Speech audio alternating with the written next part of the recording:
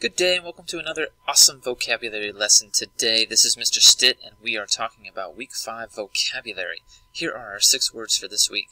Sweep, ramshackle, forlorn, serene, scary, and stayed. So let's go ahead and jump right into the words for the week.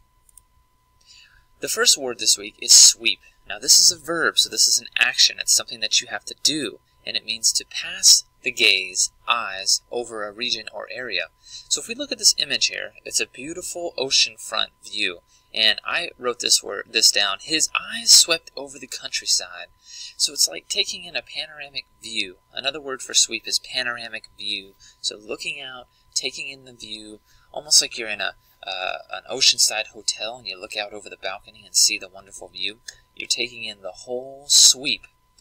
Or you're sweeping your gaze across the beautiful landscape. So a verb, sweep, it's something that you do. You look out over a beautiful view. The next word is ramshackle. Now this is an adjective, so it describes nouns. So this house in this image here is very ramshackle. It's loosely made or held together, rickety or shaky. A good sentence might be, this house was in ramshackles because it was nearly falling down.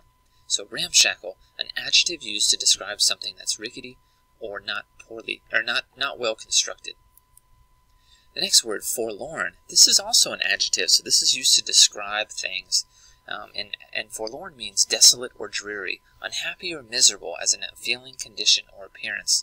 So you can see in this image, this boy looks like he is forlorn because he's off by himself. He looks kind of sad and dreary, looking off into the distance. Maybe he's, like number 2 says, lonely or sad, forsaken. Or number 3, maybe he's very hopeless or despairing. You could be forlorn if you just lost a boyfriend or girlfriend. You could be forlorn if you lost a family member to death. Maybe you did poorly on a test or something that you tried to accomplish. You weren't successful. You might be forlorn. So forlorn would describe the way you feel or a dreary situation. This word is serene, and it's also an adjective, so it's describing things, and it means calm, peaceful, or tranquil, unruffled. A serene landscape, serene old age. It could also mean clear and fair. So if we look at this picture here, the weather is serene because the water is calm, it's beautiful, it's peaceful, it's calm, it's unruffled.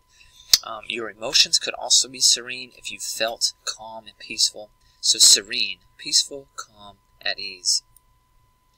This word is scary, and it's a noun, so it's actually a thing. A scary is a small rocky island. It's a coastline with a series of such islands offshore. So you could see this is called a scary because little rocks poke up out of the ocean. Ships have to be careful of scaries as they approach the shoreline because it could scrape the bottom and sink the ship. Another word for scary would be rocky coastline or perhaps a reef, a coral reef of some kind, something that's slightly hidden by the water but also pokes up out of the water, very rocky.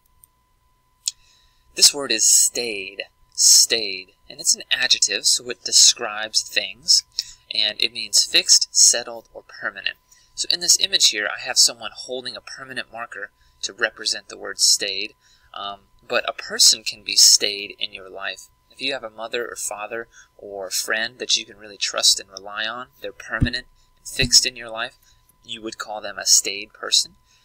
If a building was in a place for a long time, like the Capitol building, or a school that is permanent to that area, that would be said to be stayed. There are a lot of things that could be permanent, but anything that's permanent or settled and can be trusted and relied upon is stayed. So here is a summary of what we talked about today. We had 6 new vocab words: sweep, ramshackle, forlorn, serene, scary, and stayed. I've also provided you here with a paragraph that uses all 6 words correctly. So please feel free to stay here, review as long as you need to, and I look forward to seeing you next time. Bye!